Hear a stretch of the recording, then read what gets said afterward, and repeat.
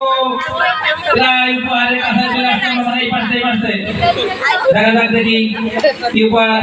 হ্যাঁ ঠিক আছে, আপনি যে আজকে খেলায় প্রথম হয়েছেন, আজকে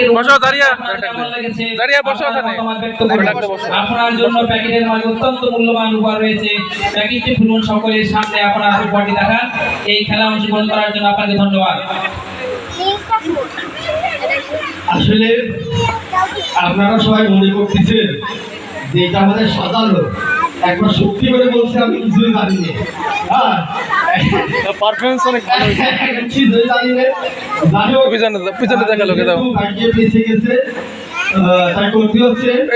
পিছনে দেখালো কে দাও, খুবই ভালো লাগছে। আর প্রথম পুরস্কারটা যাই হোক, অর্থের মানা হৃদয় টানতে এক না। এখন পুরস্কার যত ছোটই হোক সেটা পুরস্কার, এবং প্রথম পুরস্কারটা তো আরো এই যে এত সুন্দর একটা অনুষ্ঠান, এত সুন্দর সুন্দর মুখগুলো, এত দিন এইটাই আমাদের বড় প্রাপ্তি।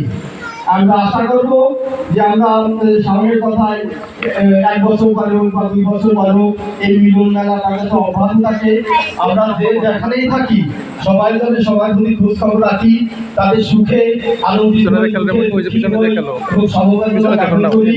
এইটা আজকে যে প্রধান অতিথি, সে যে অনুষ্ঠানই হোক, এই বোধহয় জীবনের প্রথম একটা কোনো অনুষ্ঠানের সেটা যেভাবে প্রধান অতিথি হিসাবে আমরা অলঙ্কৃত করেছি, এটাও আমার কাছে একটা বড় প্রাপ্তি। কারণ অফিসে আমরা যেখানে কাজ করি, আমার অন্তত আমি একটা 2টো জেলার দায়িত্বে আছি, তারপরেও সারা বাংলাদেশে আমাদের প্রায় 700-800 ফিল্ড অফিসার আছে। সবাই কিন্তু আমাকে স্যার বলে, কিন্তু সেই স্যারটা শোনার চাইতে আজকে যে এখানে এসে একটা ছোট্ট চেয়ারের প্রধান অতিথি বসে কি ভালো লাগছে, এই অনুভূতি মানে প্রকাশ করার মতো নয়। এই আয়োজন আসলে মূল উদ্যোক্তা ছিল শিল্পী এবং সেলিম, তাদের প্রতি অনেক শুভকামনা। তাদের এই আয়োজনে তাদের যে ক্রিয়েটিভিটির জন্য তাদের অনেক ধন্যবাদ।